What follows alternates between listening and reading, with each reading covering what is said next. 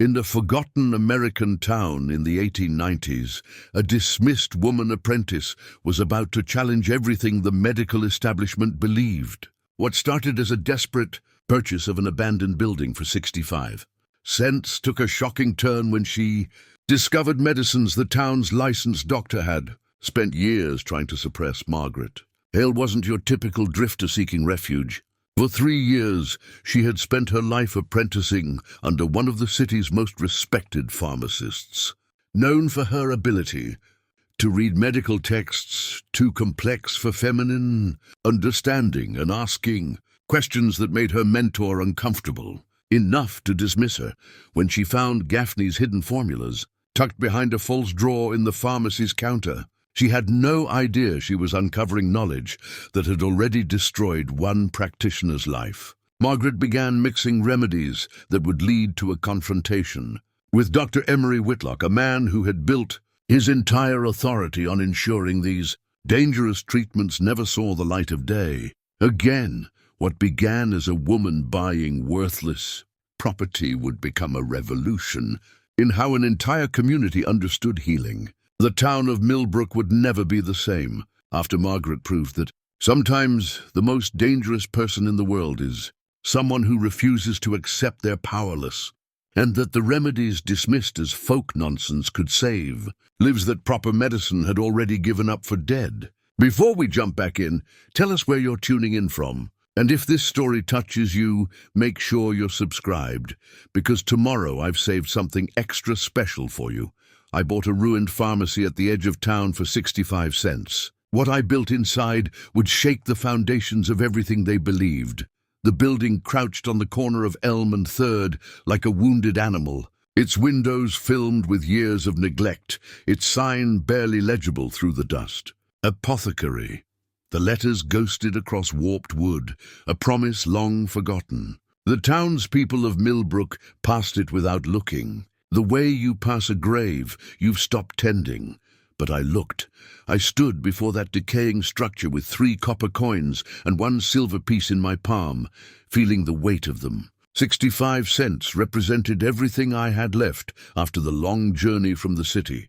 After the dismissal, after my name had been whispered in parlors as a cautionary tale about women who reached beyond their station. You can't be serious. Miss Hale. The voice belonged to Mr. Carmichael, the property owner, a thin man whose collar hung loose around his neck as though even his clothes had given up on him. His eyes held the dull shine of someone who had stopped expecting surprises from life. Quite serious, I said, pressing the coins into his weathered palm. The price was 65 cents. Here it is. Behind us, I felt the weight of watching eyes. Millbrook was the kind of town where a stranger's business became everyone's concern within minutes. I'd arrived that morning on the supply wagon, carrying 1 trunk and too many questions in my expression. Now, barely 3 hours later, I was buying the building everyone agreed was worthless. That place hasn't been touched in 7 years, Carmichael warned, pocketing the coins with hands that trembled slightly. Old Gaffney ran it until his mind went. Used to mix things that made people sicker than when they started. Town doctor said it was dangerous, having someone like that pretending to practice medicine. Town doctor. The words hung in the air like smoke. Where is this town doctor now? I asked. Dr. Whitlock's practice is on Main Street. Carmichael gestured vaguely toward the center of town. Proper trained physician. Studied back east. He'll want to know about this. I'm sure he will. I took the key from Carmichael's hand, feeling the cold metal against my skin. The building's door was painted green once, but the color had faded to something between moss and memory. The lock resisted, then gave with a groan that sounded almost human. The smell hit me first. Decay and dust and something else. Something sharp beneath it all, like vinegar left too long in sunlight. I stepped inside, and the floorboards complained under my boots, settling into patterns worn by feet long gone. Sunlight struggled through the filthy windows, creating shafts of amber light, thick with floating particles.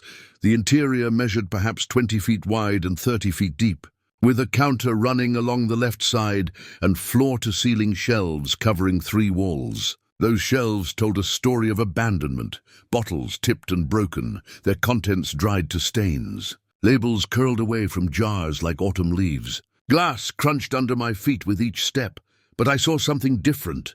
My hands moved without conscious thought, touching the counter's surface. Solid oak beneath the grime. Good bones. The shelves were sturdy despite the years. The back room, when I pushed through the hanging cloth that served as a door, revealed a preparation space with a deep sink and a small stove. "This will do," I whispered to the empty room. "This will more than do, Miss Hale." I turned to find a young woman in the doorway, silhouetted against the afternoon light. She was perhaps 16 or 17, with dark hair pulled back severely and eyes that held an uncommon sharpness. "Yes, I'm Lucy Pike." She stepped inside cautiously, as though the building itself might be contagious. "My father sent me to warn you. He says you're wasting your money. Says this place is cursed. Cursed." I couldn't help the slight smile. Or just neglected. Lucy's expression shifted, something like curiosity breaking through her careful politeness. "Old Gaffney went mad in here. Started mixing things that made no sense. Mrs. Henderson's boy drank one of his tonics and couldn't stop vomiting for 3 days. What was in the tonic?" The question seemed to surprise her. I don't know. Dr. Whitlock said it was poisonous nonsense. Said Gaffney should never have been allowed to practice." I knelt down, examining the shattered bottles near the counter's base. Among the debris, I found a label still partially intact. The handwriting was shaky but precise, listing ingredients and measurements that actually made sense. "Willow bark, meadowsweet ginger root. A fever reducer from the look of it. Poisonous nonsense," I repeated quietly. "Or competition." Lucy moved closer, her shadow falling across the broken glass. "You think Dr. Whitlock lied?"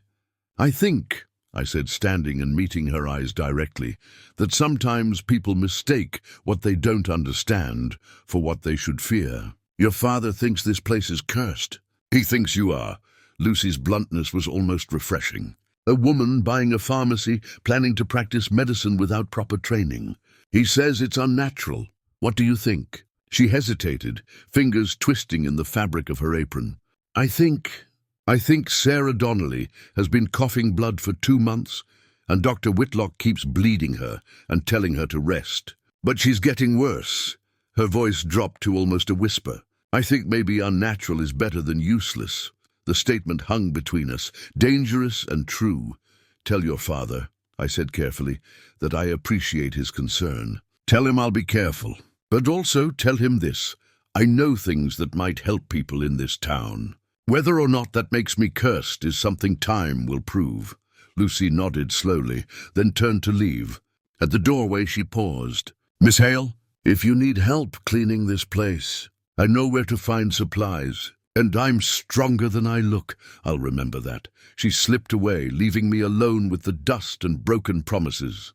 Through the window, I watched townspeople gather across the street, their conversation animated, even if I couldn't hear the words. A tall man in a dark suit emerged from a building marked with a medical shingle. Dr. Whitlock, I presumed. He stood with his arms crossed, watching my pharmacy with an expression I recognized too well. Suspicion, threatened pride. The look of someone whose authority has just been questioned by mere existence. I turned away from his scrutiny and began the work of transformation. Every broken bottle was examined and sorted. Usable glass went into one pile, shattered pieces into another. The labels I could salvage were carefully removed and set aside. Gaffney's notes might prove valuable once I deciphered his shaking hand. As the afternoon sun slanted through the windows, I found the first treasure, a journal, wedged behind a loose board in the back room. The leather cover was water-stained but intact, and the pages inside revealed Gaffney's true nature. Not a madman, as the town believed, but a methodical practitioner who documented every remedy, every success, every failure. July 14th, 1883. Mixed elderflower and peppermint for Widow Grayson's stomach complaint. Relief within hours. Dr. W. visited later, claimed I was interfering with his patient, told me to cease practice or face consequences. September 3, 1883. Young Briggs boy. Deep infection in hand from nail wound. Dr. W. recommended amputation. I suggested honey poultice and regular cleaning.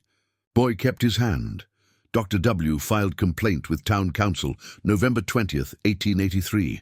Can no longer sleep. The pressure from Dr. W. and his supporters grows daily. They call my methods dangerous. They call me dangerous. Perhaps they're right. Perhaps I should have stayed in Boston, where my kind are merely ignored rather than persecuted. The entries continued, growing more erratic, until they stopped abruptly in December of 1883. The final page bore only one line, written in a hand that trembled with either fear or fury. They have won.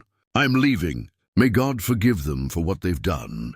I closed the journal carefully, feeling the weight of Gaffney's exile in my bones. How many times had I heard similar words? How many practitioners had been driven out, discredited, destroyed, simply because they threatened the established order? The light was fading when I finally emerged from the pharmacy, locking the door behind me. The street had emptied, except for one figure standing in the shadows across the way. As I turned toward the boarding house where I'd secured a room, the figure stepped forward into the lamplight. Dr. Emory Whitlock was perhaps 40, with silver threading through dark hair and the kind of face that belonged on coins. Strong-jawed, severe, certain. His eyes moved over me with the assessment of someone cataloguing a specimen. Miss Hale. His voice carried the educated accent of Eastern schools. I understand you've purchased Gaffney's old building. I have. May I ask your intentions? To restore it, I said simply. To make it useful again. Useful? He repeated the word as though testing its flavor. As what, a shop? A residence? As what it was meant to be. A pharmacy. His expression hardened almost imperceptibly. I see, and your qualifications for such an endeavor? Sufficient. That's not an answer, Miss Hale. Nevertheless, I said, meeting his gaze without flinching, it's the one you're getting. Good evening, Doctor. I walked past him, feeling his eyes on my back like the weight of judgment itself. Let him wonder. Let him worry. I had bought more than a building for 65 cents. I'd bought possibility. I had bought a second chance at the work I was born to do, and I would not waste it trying to justify myself. To men who measured worth only in credentials, they controlled the restoration.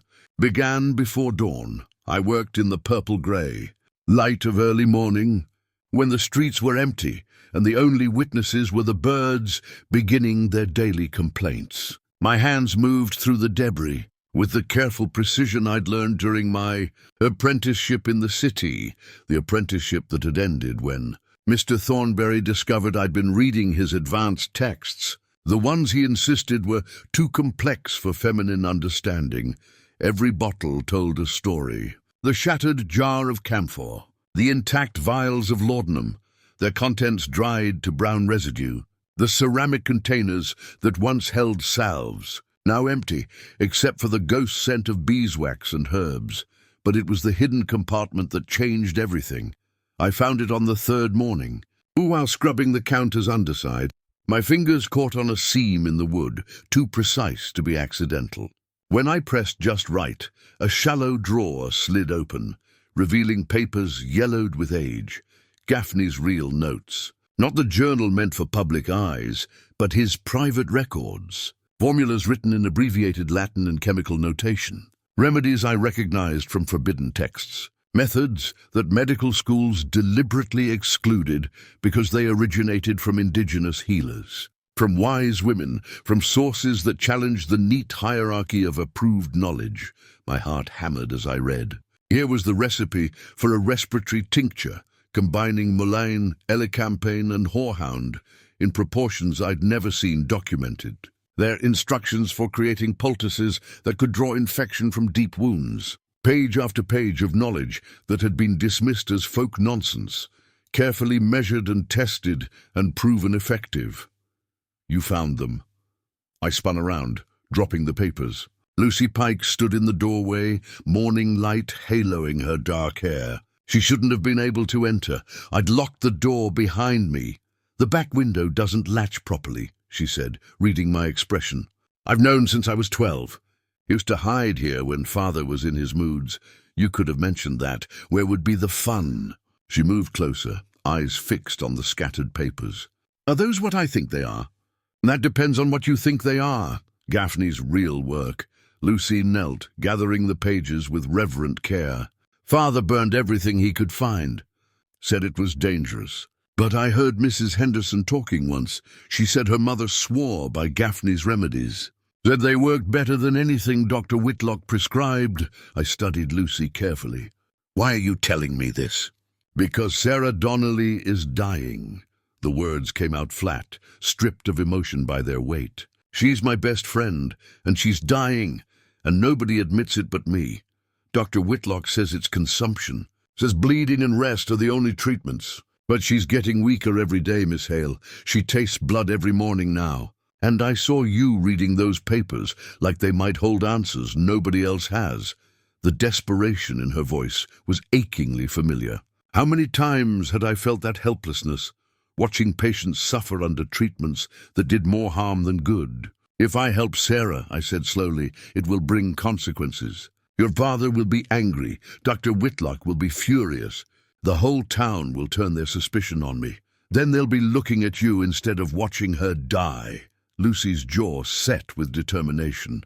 She's 17 years old. She deserves a chance. She does, I agreed. But Lucy, I need you to understand something. I was forced out of my apprenticeship because I questioned methods that made no sense. I was called dangerous, reckless, unnatural.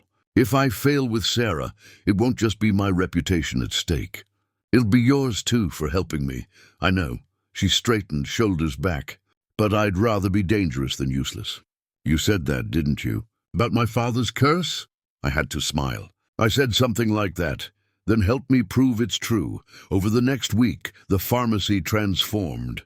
Lucy proved as capable as she'd promised, arriving each dawn through the faulty back window. Together, we scoured every surface, organized salvaged bottles and created order from chaos. The front room became a proper dispensary, with clean shelves and a polished counter. The back room I converted into my workshop, setting up the small stove and arranging my tools with meticulous care, and I began mixing. The first batch was a simple cough syrup, honey, lemon, and horehound, the kind of remedy that wouldn't raise immediate alarms. I needed to establish baseline competence before attempting anything that might be considered radical. The amber liquid filled a dozen small bottles, each labeled in my careful hand, but at night, alone, I worked on something more complex. Sarah's symptoms suggested not consumption, despite Whitlock's confident diagnosis, but a bacterial infection of the lungs exacerbated by the bleeding treatments. What she needed wasn't blood loss and bed rest. She needed her strength maintained while infection-fighting herbs worked to clear her lungs. I ground elecampane root into fine powder, mixed it with mullein leaf and coltsfoot, added honey to soothe and preserve. But the crucial ingredient came from Gaffney's hidden notes, a specific strain of mold he'd cultivated on bread, then dried and powdered. My hands trembled as I measured it, knowing this was the step that would mark me as either brilliant or dangerous. The compound smelled sharp and earthy, bitter with promise. I stored it in a dark glass bottle, sealed with wax, and hoped I wouldn't need to use it. Hoped Sarah would improve with conventional treatment. Hoped I was wrong about Whitlock's diagnosis, but then Lucy arrived one morning with tears streaming down her face. "She's worse," she whispered. "Sarah's mother sent word. The fever won't break. She can barely breathe. They're calling for the priest." My decision crystallized in that moment. "Tell her mother I'm coming. Tell her to give Sarah nothing. No more bleeding, no more of Whitlock's tonics until I arrive. Dr. Whitlock won't allow it." Dr. Whitlock isn't watching his best friend die. I grabbed my medicine case and the dark glass bottle. "Take me there, now!" We slipped through Millbrook's back streets like shadows, avoiding the main roads where we might be seen. The Donnelly house sat on the eastern edge of town, a modest structure with flowers dying in window boxes. Lucy knocked 3 times, then twice, some prearranged signal. Sarah's mother opened the door, with eyes hollow from sleepless nights. "Lucy said you might help." Her voice was barely audible. "But Dr. Whitlock warned us about you. Said you're not qualified. Said it's dangerous, Mrs. Donnelly." I stepped inside without invitation. "Has Dr. Whitlock's treatment improved Sarah's condition?" The woman's face crumpled. "No, she's worse every day." "Then with respect, what do you have to lose by trying something different?" She stared at me for a long moment, then stepped aside. "Upstairs." First door. The bedroom held the close, sour smell of illness. Sarah lay in a narrow bed, her skin the color of tallow, her breathing shallow and labored. She was indeed 17, but sickness had aged her, carved hollows in her cheeks, and painted shadows beneath her eyes. I set down my case and moved to her bedside. "Sarah, can you hear me?" Her eyelids fluttered. "Lucy." "I'm here." Lucy took her friend's hand. "Miss Hale is going to help you. The lady." Sarah's words dissolved into coughing, wet and rattling. When she pulled the cloth away from her mouth, it was stained red. "How long has she been like this?" I asked Mrs. Donnelly. 3 weeks since the bleeding started. Dr. Whitlock says it's the consumption leaving her body." "It's not." I knelt beside the bed, placing my hand on Sarah's forehead. "Fever, definitely, but not the sustained burn of tuberculosis. Mrs. Donnelly, I need you to trust me.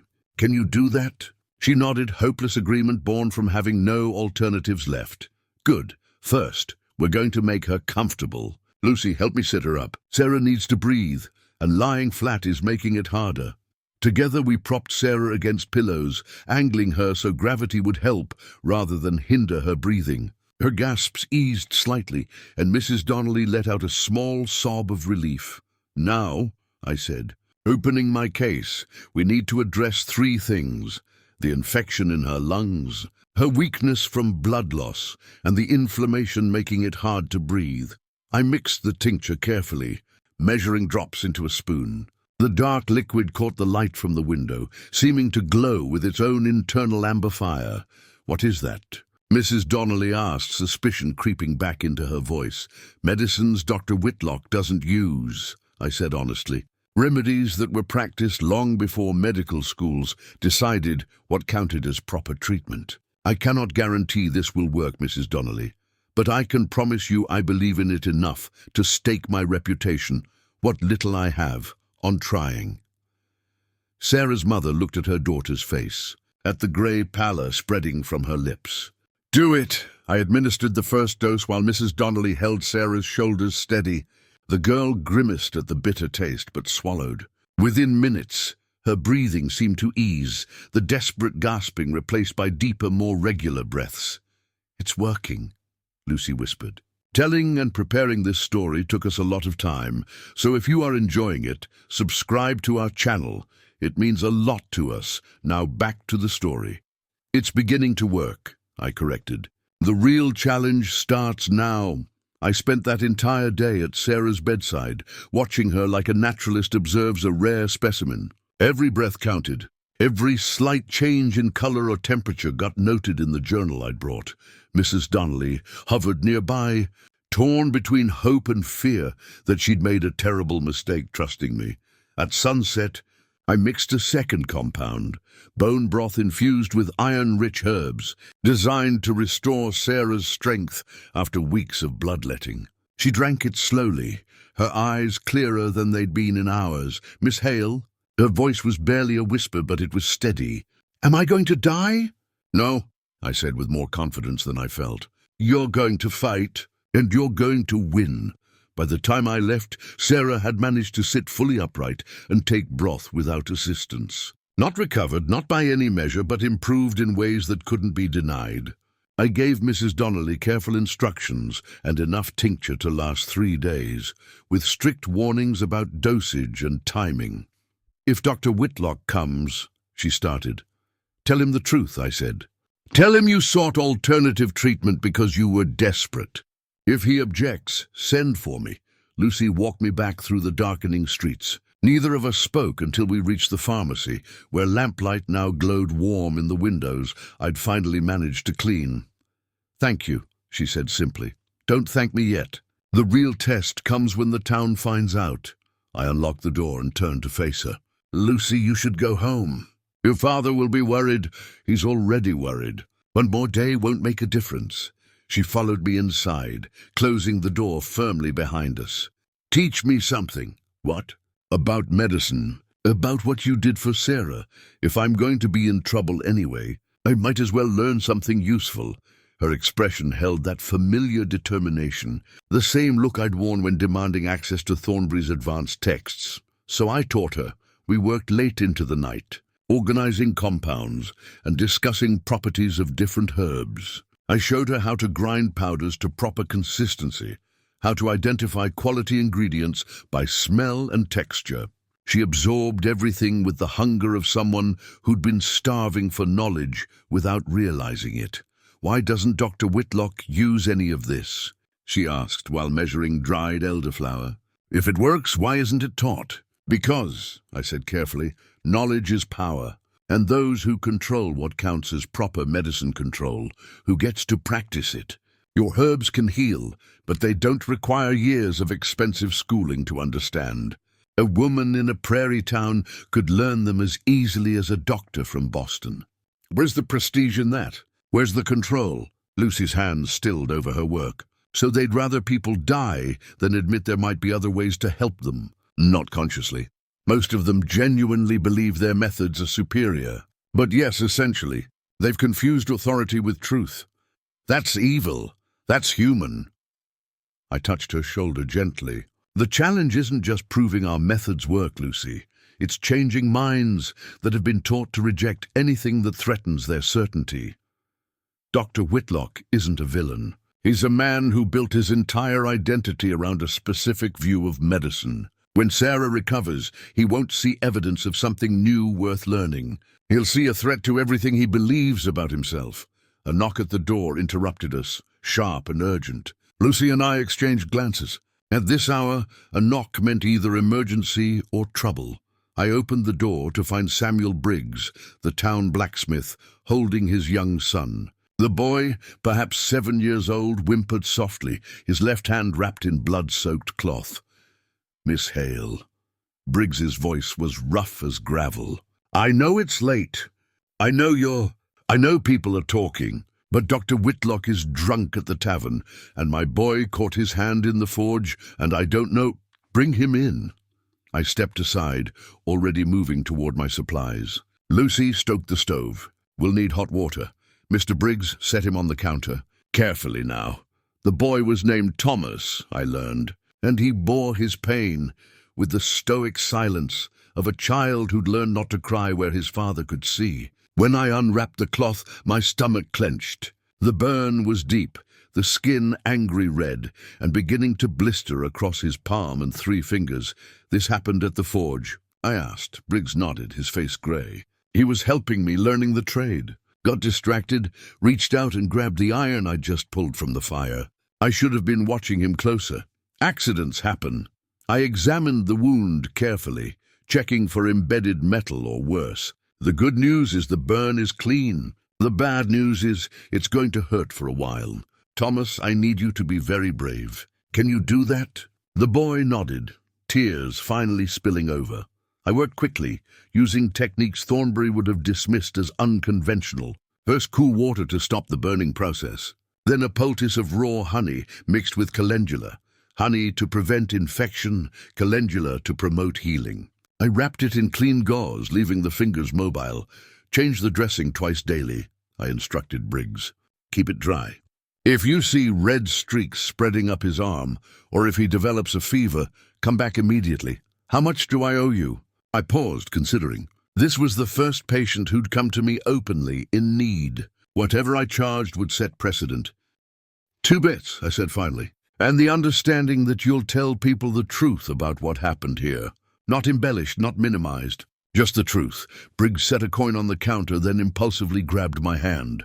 "Dr. Whitlock wanted to cut fingers off when the Phillips girl burned herself last summer. Said it was the only way. She's got no use of that hand now." He looked at his son's carefully wrapped injury. "I'll tell everyone who asks what you did here tonight." After they left, Lucy and I cleaned up in silence. The hour had grown late enough to become early, and exhaustion settled over me like a blanket. "You should go home," I said again.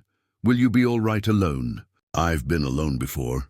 Lucy gathered her shawl, then paused at the door. Miss Hale, Sarah's going to get better, isn't she? Yes, I said, surprised by my own certainty. She's going to get better. When she'd gone, I sat in the chair behind the counter, surrounded by bottles and herbs and the accumulated wisdom of practitioners who'd been dismissed, discredited or destroyed for the crime of knowledge that didn't fit approved categories. Outside, Millbrook slept, unaware that something had shifted in the darkness. In 3 days, Sarah Donnelly would walk into town, pale but breathing clear. In a week, Thomas Briggs would show everyone his healing hand, the fingers mobile and pain-free. In 2 weeks, others would begin coming to my door at night, bringing ailments Dr. Whitlock couldn't cure or wouldn't bother. And Dr. Emory Whitlock would realize that the woman who'd bought a ruined pharmacy for 65 cents wasn't planning to set up a shop or a residence. She was planning revolution. But that night, sitting alone in the lamplight, I simply closed my eyes and allowed myself one moment of quiet victory. I had bought this place for 65 cents. Those coins had purchased more than a building with good bones. They'd purchased possibility.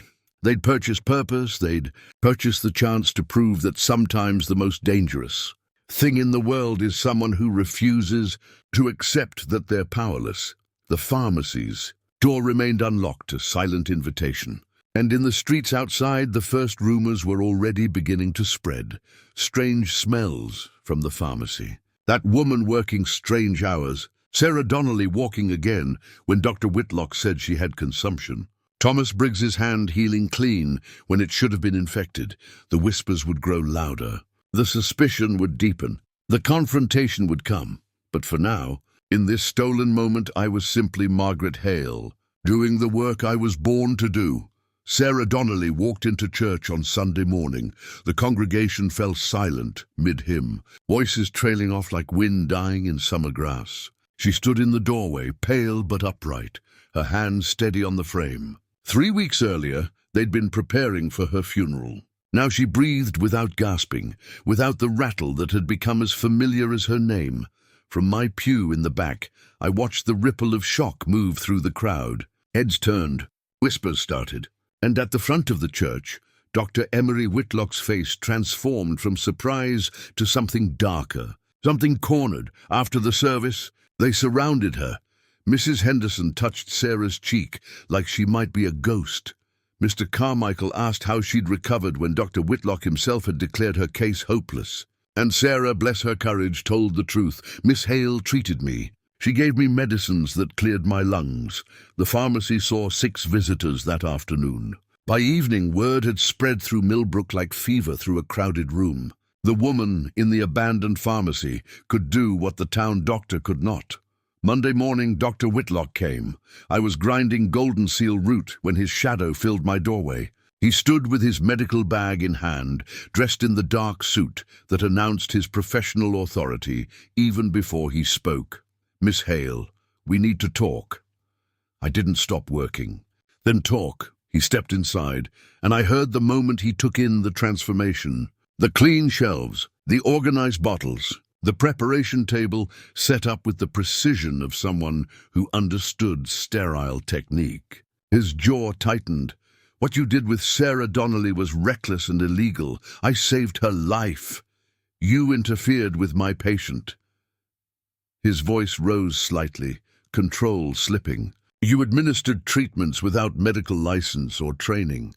You could have killed her, but I didn't. I set down my pestle and faced him fully. Your bleeding and bed rest were killing her. My treatment saved her. Those are the facts, Dr. Whitlock, whether they fit your understanding of medicine or not. My understanding? His laugh was bitter. I studied for years at Philadelphia Medical College. I trained under some of the finest physicians in this country. And you, what? Read some old charlatan's notes and decided you could practice medicine. I apprenticed under Edmund Thornbury for 3 years before he dismissed me for the crime of learning too much. I've studied texts your Philadelphia professors probably never touched because they weren't written by men with proper degrees. And yes, I read Gaffney's notes because, unlike you, I was interested in what worked rather than who got credit. Whitlock's face flushed. You have no authority to practice medicine in this town. Neither did Gaffney. That didn't make his remedies less effective. It just made them threatening to you. I'm warning you, Miss Hale, stop this now, before you hurt someone, and I'm forced to involve the territorial authorities. Warn all you like. I turned back to my work. But those authorities will have a hard time prosecuting me for helping people after their licensed physician failed them. The silence stretched dangerous and taut. Then Whitlock spoke again, his voice low with barely contained fury. You'll regret this. I promise you that. He left, and I released a breath I hadn't known I was holding. Lucy emerged from the back room where she'd been listening. He's going to make trouble, she said. He already has. The question is how much damage he can do before people realize results matter more than credentials.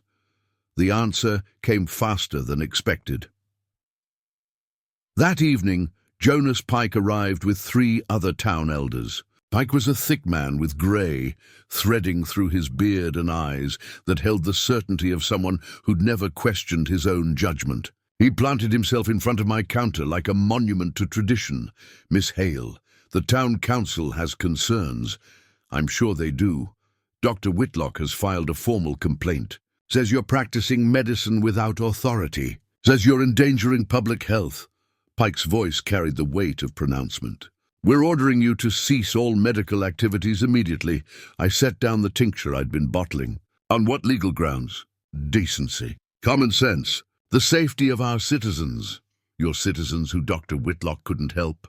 I met Pike's gaze without flinching. Sarah Donnelly was dying under his care. She's alive under mine. Thomas Briggs's hand would have been crippled. It's healing clean. Where's the danger in that? The danger, said one of the other elders, a thin man named Pritchard, is in allowing untrained women to dispense medicines. Today you get lucky with Sarah. Tomorrow someone dies, and who's responsible? Who was responsible when Sarah was dying under Whitlock's treatment? I asked. Or is it only dangerous when someone without the right credentials succeeds? Pike slammed his hand on the counter. You will stop this practice, Miss Hale. That's not a request. That's an order from the town council. And if I refuse, then we'll have the marshal evict you from this building. We'll confiscate your supplies. We'll make sure you never practice anywhere in this territory. Lucy's voice came from the doorway, quiet but clear. Father Sarah would be dead. You know that, don't you? Dr. Whitlock told her mother to prepare for burial. Miss Hale saved her. Pike turned to his daughter with an expression caught between anger and something that might have been pain. Lucy, go home. No, she stepped forward, positioning herself beside me. You taught me to value truth over comfort. Well, here's truth. Miss Hale knows things Dr. Whitlock doesn't. She helps people he can't. If you shut her down, you're choosing pride over people's lives. I'm choosing safety over recklessness, Pike said. But his voice had lost some of its certainty. Lucy, you don't understand. I understand perfectly. You're scared that admitting she's right means admitting you were wrong about Gaffney, about driving him out, about all of it. The silence that followed felt like the moment before thunder. Pike stared at his daughter, something breaking behind his eyes. Then he turned back to me, his jaw set. You have 1 week to close this pharmacy, Miss Hale. After that, we'll close it for you. They filed out, leaving Lucy and me alone with the ticking of the wall clock and the weight of consequences. I'm sorry, Lucy whispered. I shouldn't have. You should have, I said firmly. You told the truth. That's never something to apologize for. But as I locked the door that night, I knew the real battle had just begun. They came after dark. The first was Mrs. Patterson, the widow who'd paid me to haul water months ago. She knocked 3 times, soft, and waited in the shadows until I opened the door. My grandson, she whispered. He's burning with fever. Can't keep anything down. Dr. Whitlock says it's just a child's illness, but her voice cracked. I'm afraid. I treated the boy in my back room, away from the windows. A fever reducer made from willow bark and elderflower. Peppermint tea for his stomach. Instructions to keep him hydrated and cool. By the time Mrs. Patterson left through my back door, the boy was sleeping peacefully. The second was a farmhand with an infected cut on his leg. The third, a woman with persistent headaches Whitlock had been treating with bloodletting. The fourth, fifth, sixth, they kept coming, slipping through Millbrook's alleys like secrets, bringing ailments they couldn't trust to the town's official doctor. I worked until dawn, most nights, with Lucy beside me, learning. She had a gift for this work, steady hands and a memory that absorbed information like dry earth absorbs rain. She learned to prepare poultices, to measure tinctures, to recognize symptoms that needed immediate attention versus those that required patience. "Why do they still go to Dr. Whitlock during the day?" she asked one night while sterilizing instruments. "If they trust you, why hide?" "Because trust and social acceptance are different things." I examined a jar of comfrey root, checking for mold. They trust me to heal them. But acknowledging that publicly means admitting Whitlock failed. It means questioning everything they've been taught about proper medicine. It's easier to visit me in darkness and pretend nothing's changed. That's cowardice. That's human. Change is terrifying, Lucy, especially when it requires admitting you were wrong. 3 days into my week of grace, Samuel Briggs returned. But this time, his face held something different from the desperation I'd seen before. This time he carried determination like a weapon. "Miss Hale, my boy's hand healed perfect. Not a scar worth mentioning. Full use of every finger. Dr. Whitlock's been telling people it would have healed the same under his care, but that's a lie." Briggs set a leather pouch on my counter. "This is from families you've helped. Quiet contributions, because they're too afraid to stand public. But it's enough to fight any eviction order Pike tries to enforce." I opened the pouch. Inside were coins and bills totaling more than I'd earned in 6 months of city work. "Mr. Briggs, I can't." "You can, and you will." His voice brooked no argument. "You saved my son from permanent crippling. You've helped a dozen other families in just these few days. And I'll be damned if I let Jonas, Pike, and Emory Whitlock run you out because they're too proud to admit they're wrong. The town council ordered me to—" "Close. The town council doesn't speak for everyone." He gripped the counter's edge. "When they come for you, Miss Hale, you won't be standing alone." After he left, Lucy and I sat in silence. The pouch of coins between us like a promise and a challenge both. "It's not enough," I said finally. "Briggs and a few grateful families won't be enough if the whole town turns against us. Then we need to show them something they can't deny." Lucy's eyes held a familiar determination. "Something so obvious that even Father and Dr. Whitlock can't explain it away. Like what?" "I don't know yet, but it's coming." She touched my hand briefly. "I can feel it. Something's coming that will force everyone to choose sides." She was right. The sickness started 2 days later. The town meeting was called for Friday evening, held in the church because no other building could hold the crowd. Word had spread through Millbrook like wildfire through dry grass. The council would formally address the pharmacy situation. I arrived early, taking a seat in the back where I could see everyone.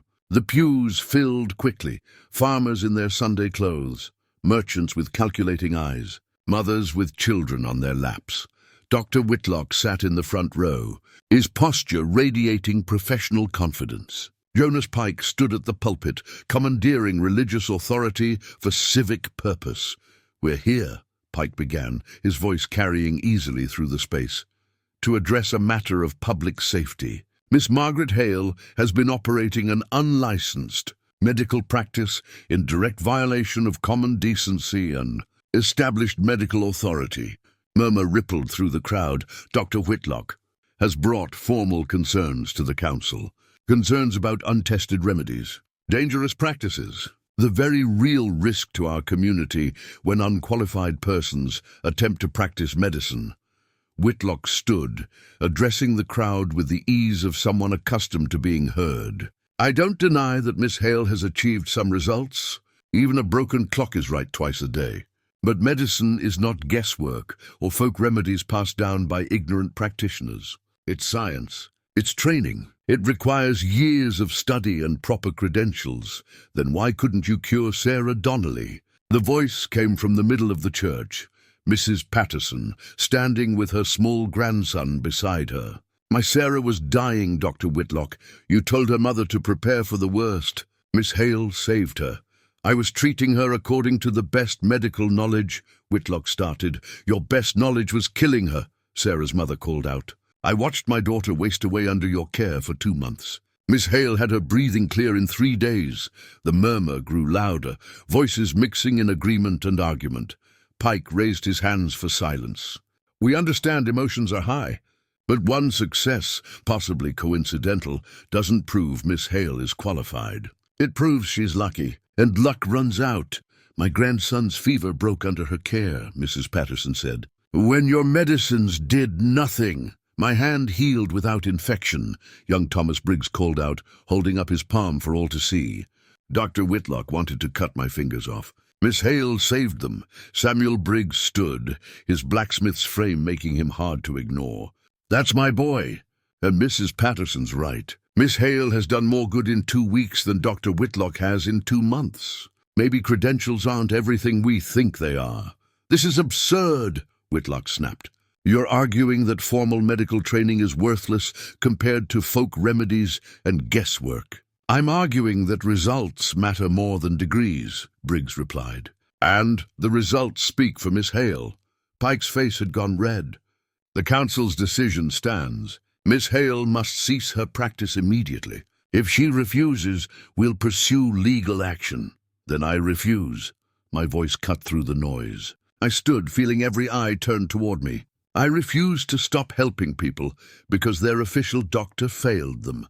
I refused to let credentials matter more than competence. And I refused to be silent while this council values authority over actual healing.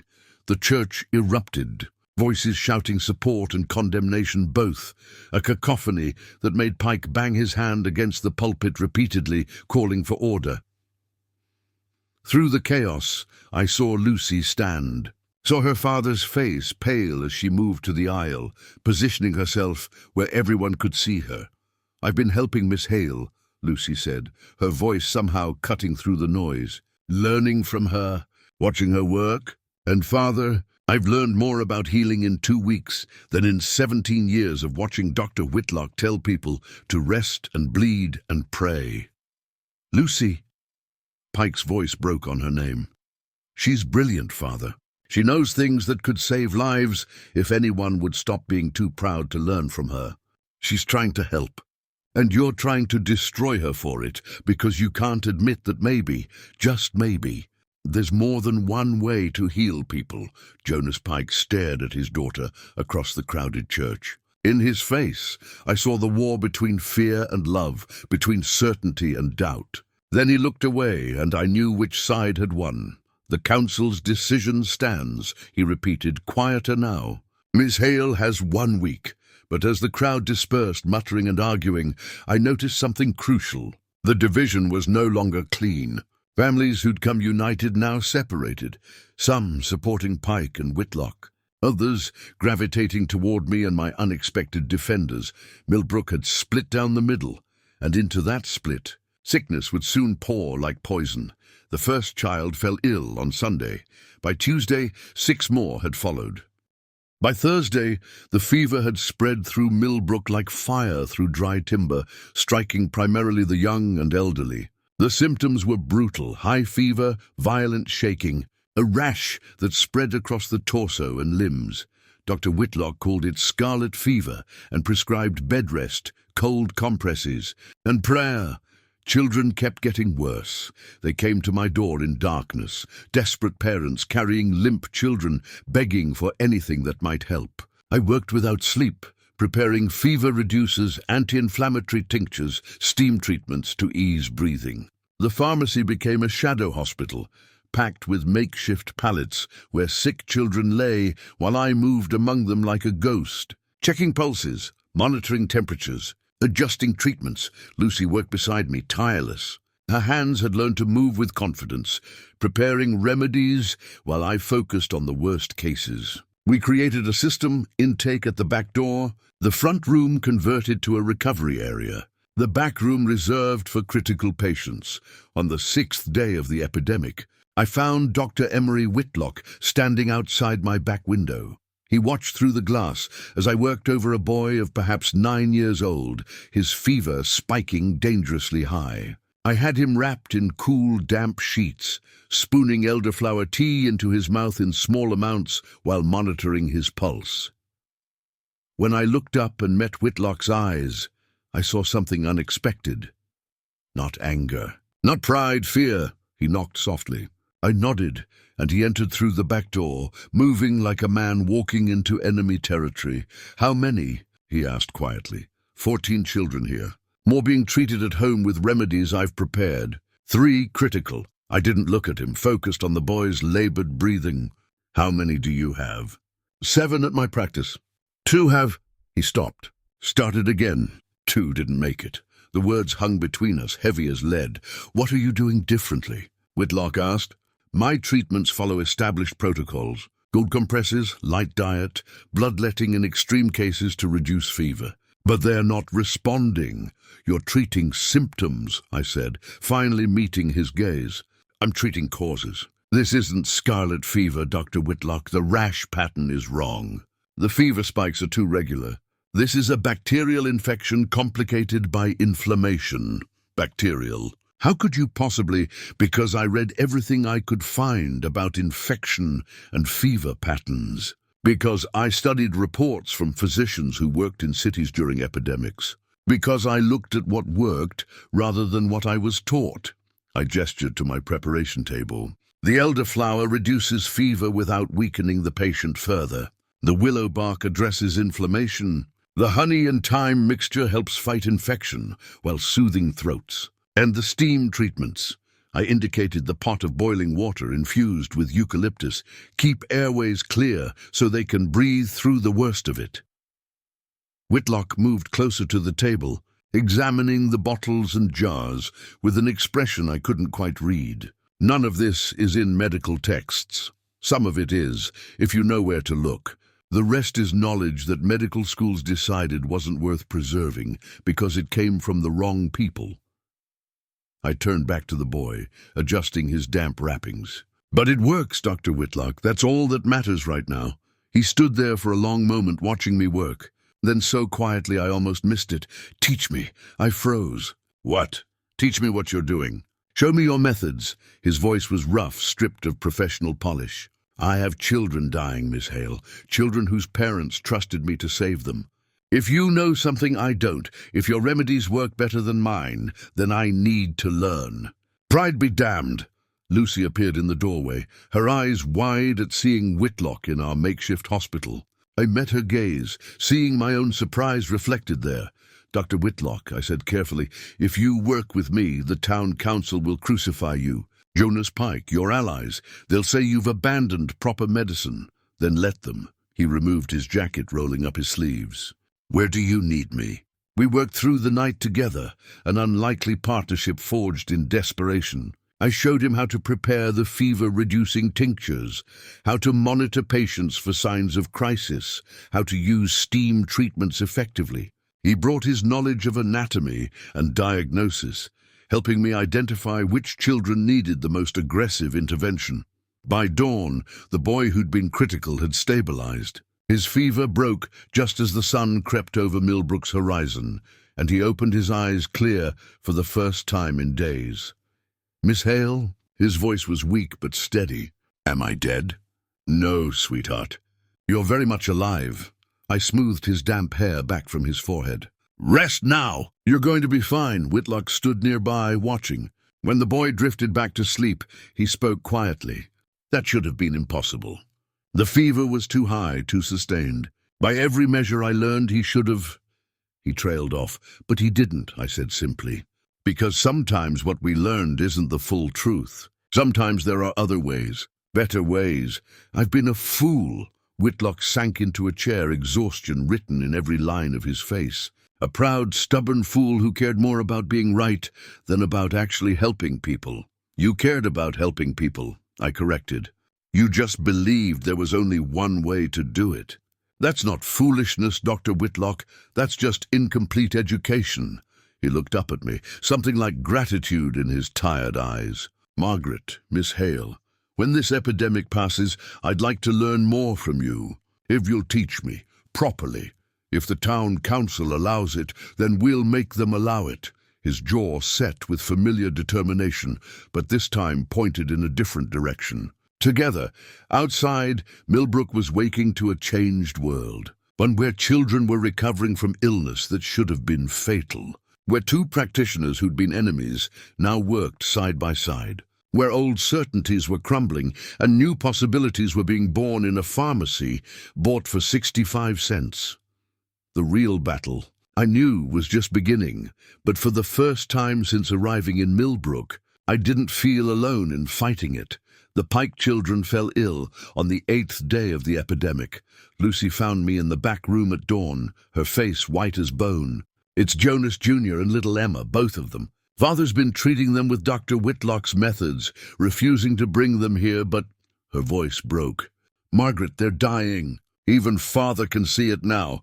I grabbed my medical case without hesitation. Take me to them. The Pike house sat on Millbrook's main street, a testament to Jonas's standing in the community. Inside, it smelled of sickness and fear. Jonas stood in the hallway outside the children's room, his face carved from desperation. When he saw me, something crumbled behind his eyes. I know what I said. His voice was barely audible. I know I ordered you to stop, but they're my children, Miss Hale. They're burning up and I can't... He pressed his palms against his eyes. Please. I'd imagined this moment during long nights at the pharmacy. Imagined Jonas Pike begging for help after trying to destroy me. In my imagination, I'd felt vindication, even satisfaction. But standing before this broken father, I felt only the weight of lives hanging in balance. Show me. The children's room held 2 small beds. Jonas Jr., perhaps 12 years old, lay unconscious, his breathing shallow and rapid. Little Emma, no more than 6, whimpered softly, her small body racked with tremors. Both bore the telltale rash, spreading like wildfire across their skin. I knelt beside Jonas Jr. first, checking his pulse. Too fast, too weak. His fever burned so hot I could feel it radiating from his skin. How long have they been like this? I asked. Since yesterday evening. Jonas hovered in the doorway. I gave them cold compresses like Dr. Whitlock instructed. Kept them still. Gave them water when they'd take it. But they just keep getting worse. I moved to Emma, finding similar symptoms but even more advanced. Her fever had to be approaching 105 degrees. At this temperature, children's brains could suffer permanent damage. Minutes mattered. Lucy, I need you to run to the pharmacy. Bring elderflower tincture, willow bark powder, honey thyme mixture, and clean cloths. Also the eucalyptus oil for steam treatments. Run! She vanished like smoke. Jonas stepped into the room, his hands trembling. Are they going to die? Not if I can help it. I began removing the heavy quilts piled on Jonas Jr. But I need you to trust me completely, Mr. Pike. No questioning, no hesitation. Can you do that? Yes. The word came out strangled. Anything. Then help me. We need to cool them down immediately. Strip them to undergarments. We need water, cool but not cold, and lots of it. Jonas obeyed without argument, his hands working with the urgent clumsiness of terror. As we worked, the front door burst open and Dr. Whitlock appeared, carrying his medical bag. I heard, he said simply. Tell me what you need. Help me set up steam treatments. We need pots of boiling water, but carefully placed so the children can't hurt themselves. The steam needs to reach their airways without burning them. Whitlock moved immediately to the task, his training showing in the efficiency of his movements. When Lucy returned with my supplies, we transformed the Pike children's room into an intensive treatment space. Damp cloths on foreheads and wrists. Steam rising from carefully positioned pots. Tinctures administered drop by drop into mouths that could barely swallow. Jonas Jr.'s fever was the first crisis point. Around midday, he began convulsing, his small body rigid with seizure. Jonas cried out, but Whitlock held him back while I worked, turning the boy on his side, protecting his airway, administering a concentrated dose of fever reducer directly under his tongue. Come on, I whispered. Come on, sweetheart. Stay with us. The convulsion lasted 30 seconds that felt like hours. Then Jonas Jr. went limp, his breathing steadying. I checked his pulse, still rapid but stronger. The fever had broken slightly, down from critical to merely dangerous. He's stabilizing, Whitlock said, checking the boy's pupils. Margaret, that shouldn't have worked that fast. But it did. I moved to Emma, whose condition had worsened while I focused on her brother. Her skin felt like fire beneath my fingers. This is the real crisis. She's smaller, weaker. The fevers had more time to work on her. Emma Pike was dying. I could see it in the grey tint spreading from her lips, the way her chest barely moved with each breath. Every technique I knew, every remedy I'd prepared might not be enough. What do we do? Lucy asked quietly. Everything. I met Whitlock's eyes across the bed. We do everything, and we don't stop until she fights her way back. For the next 4 hours, we worked in perfect synchronization. Whitlock monitored vital signs while I prepared increasingly aggressive treatments. Lucy managed steam levels and kept fresh, cool cloths coming. Jonas stood sentinel by the door, watching his daughter hover between life and death. I used techniques I'd only read about, desperate measures that would have scandalized medical schools. A poultice of raw onion and garlic applied to her feet to draw the fever downward. Activated charcoal mixed with honey to absorb toxins. Even a diluted tincture of foxglove to steady her failing heart. A remedy so dangerous I'd never dared use it before. But Emma's pulse was becoming thready and irregular. "Are you sure about this?" Whitlock asked when he saw the foxglove. "No, but she'll die without it." He didn't stop me. Emma's crisis came just as the sun began setting. Her breathing stopped, simply stopped, her small chest going still as stone. Jonas made a sound like an animal in pain. Lucy gasped, and I moved on pure instinct, pressing my mouth over Emma's, breathing for her, counting between breaths the way I'd learned from a traveling physician who'd studied in Europe. Once, twice, 3 times. Emma's chest rose with my breath and fell with its absence. I pressed my fingers against her throat, feeling for a pulse I could barely detect. 4 times. 5 times, Margaret. Whitlock's voice held doubt. 6 times. 7 times. And then Emma coughed, gasped, took a shuddering breath on her own. I sat back, my hands shaking as colour slowly crept back into Emma's face. Her eyes fluttered open, confused and frightened. "Papa?" Her voice was barely a whisper. Jonas was at her bedside in an instant, taking her hand with infinite gentleness. "I'm here, little one. Papa's here." Whitlock checked her pulse, his face slack with disbelief. Her heartbeat is steadying. "The fever's dropping? What did you? I don't know." And I truly didn't. Some combination of remedies and desperation and sheer stubborn refusal to let death win. But she's breathing. That night, as both Pike children slept peacefully for the first time in days, Jonas Pike found me in his kitchen. I was cleaning instruments, my hands moving through familiar motions, while my mind tried to process what had happened. Miss Hale. He stood in the doorway, this man who'd tried to destroy me. "I owe you my children's lives. I owe you an apology so profound I don't know how to give it. I was wrong. About you. About Gaffney. About everything. You were scared," I said quietly. "Scared of change. Scared of admitting your judgment might have been flawed. That's not evil, Mr. Pike. That's human. But I almost killed my own children with my stubbornness." His voice broke. "If I'd brought them to you yesterday instead of waiting, but you didn't wait too long. They're alive. That's what matters." He moved closer, his weathered hands gripping the back of a chair. "What you did today, bringing Emma back when she'd stopped breathing, that was nothing short of miraculous." "That was medicine," I corrected. "Medicine that doctors in Europe have been using for years.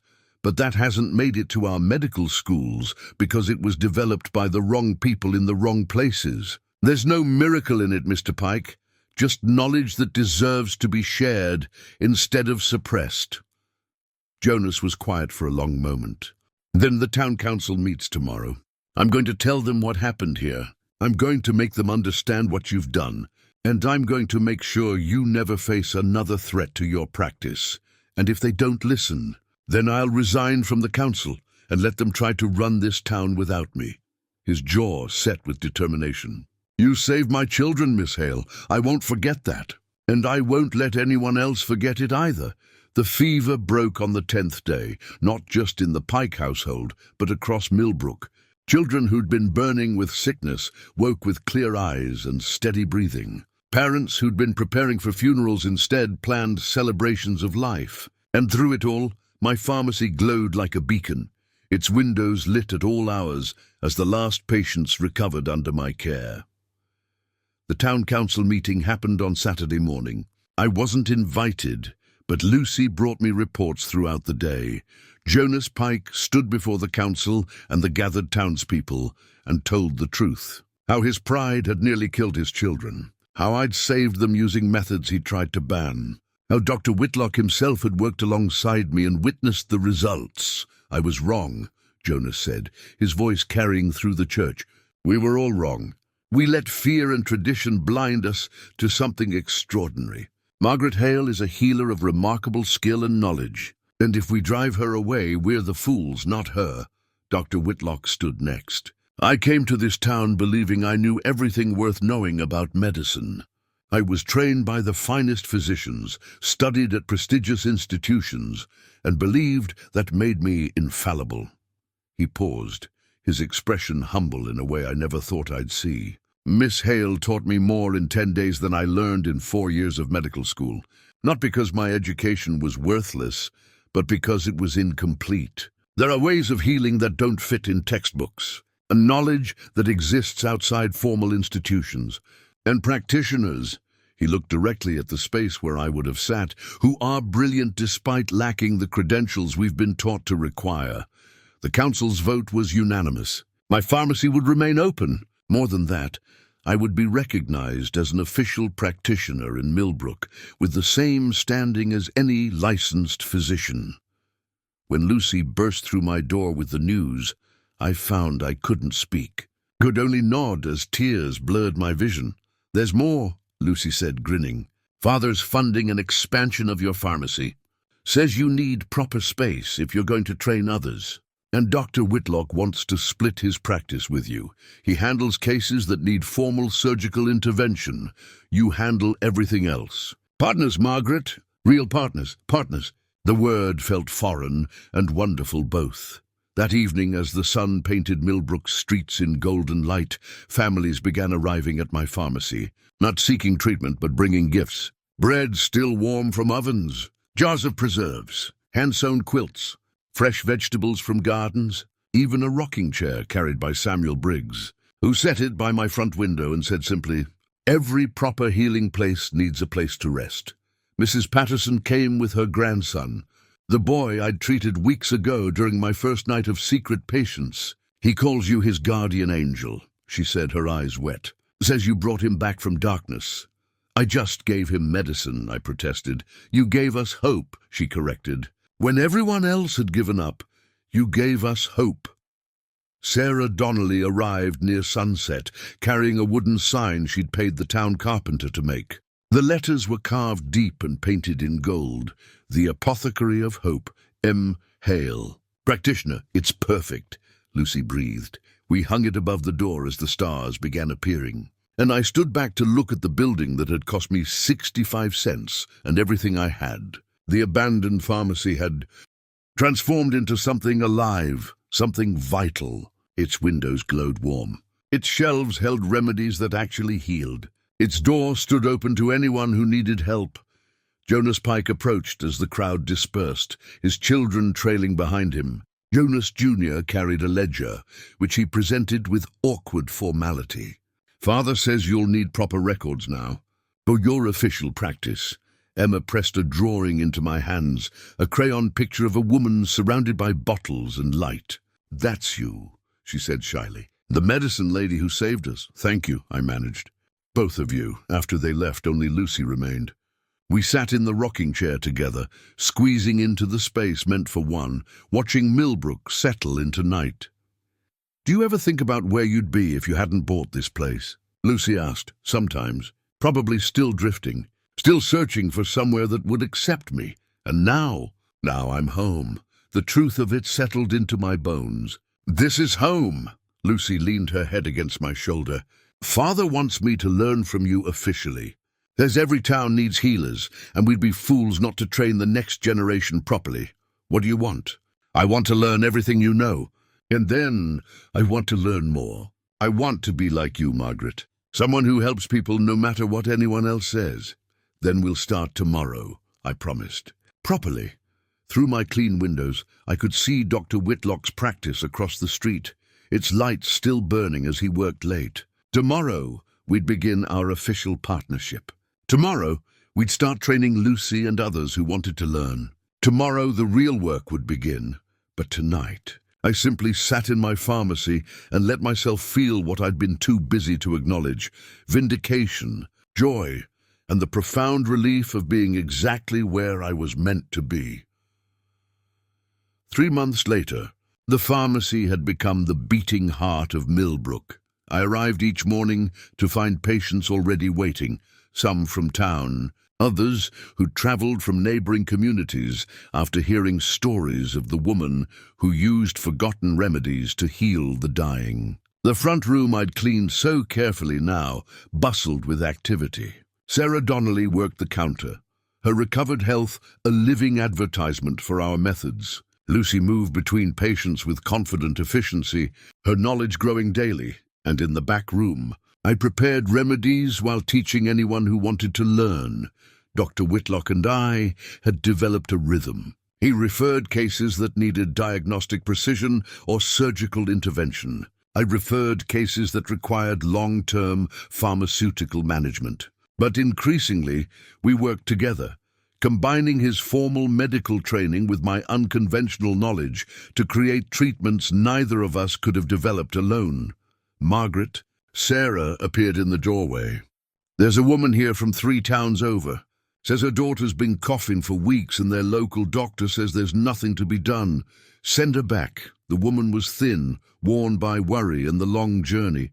Her daughter, maybe 14, had the telltale wheeze of a respiratory infection complicated by inflammation. "I heard you saved Sarah Donnelly when she was dying," the woman said. "Heard you use remedies nobody else knows. I'll pay whatever you ask. Just please, help my girl."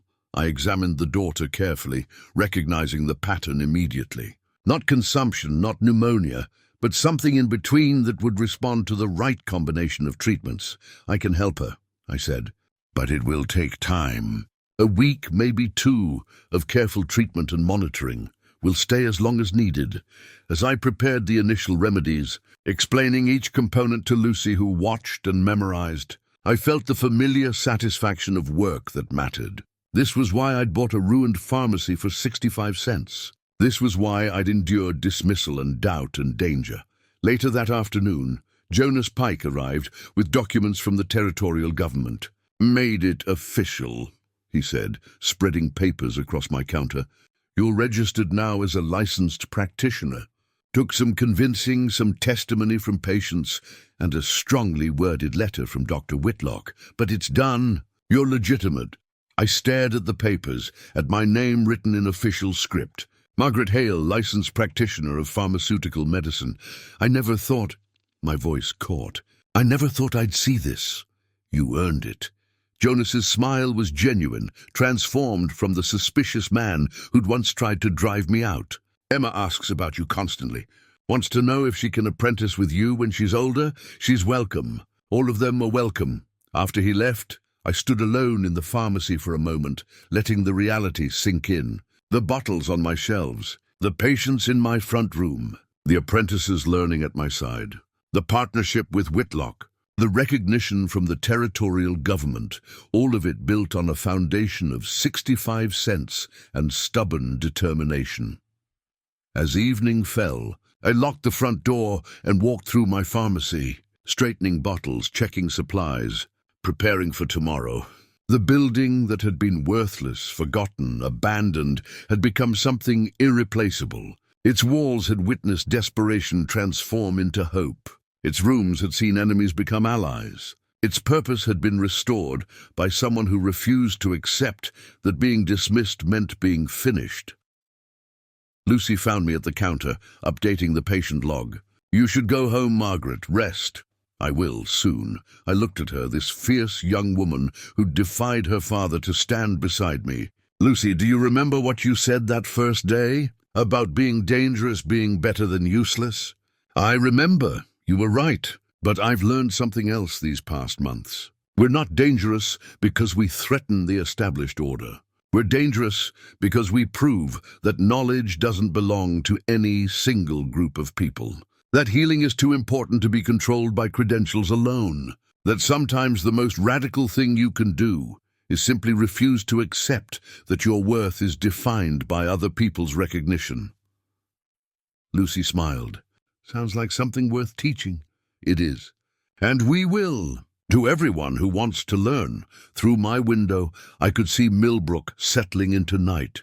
Lights appearing in windows. Families gathering. Children playing in streets that just months ago had been filled with the fear of epidemic. The town that had tried to reject me had been transformed by accepting me, or perhaps we'd transformed each other. I thought of Gaffney sometimes, the practitioner who'd been driven out before me. His journal still sat on my shelf, his hidden notes still guided my work. He'd written that they'd won, that he was leaving, that God should forgive them. But they hadn't won. Not really, because knowledge doesn't die when practitioners are driven out. It waits, it endures. It finds new hands to hold it, new minds to value it, new hearts brave enough to use it despite the cost. I'd bought this pharmacy for 65 cents. 3 copper coins and 1 silver piece. The best investment I'd ever made, not because of the building, though it had given me shelter and purpose both, not because of the location, though being at the edge of town had forced people to seek me deliberately rather than by accident, but because those 65 cents had bought me permission to be exactly who I was meant to be, a healer, a teacher, a woman who refused to let anyone else define her worth or limit her purpose. The sign above my door creaked gently in the evening breeze. The apothecary of hope, yes, that was what I'd bought for 65 cents. Not just for myself, but for everyone who'd come through my door seeking help. For Lucy and the other apprentices who'd learned that knowledge transcends credentials. For patients who'd discovered that healing takes many forms. For a whole town that had learned to question what they'd been taught and embrace what actually worked. I extinguished the lamps and locked the door, leaving one light burning in the window as I always did, a signal that even in darkness, hope remained. Tomorrow, more patients would come, more remedies would be prepared, more knowledge would be shared, more lives would be changed. But tonight, walking home through Millbrook's quiet streets, I carried with me the profound satisfaction of knowing that the woman dismissed as dangerous and unqualified had become indispensable, and that somewhere Gaffney was smiling. Up next, we have 2 more incredible stories that are waiting for you. Just click the image you want to watch and it will take you there. If you enjoyed this video, make sure to subscribe. It would mean a lot.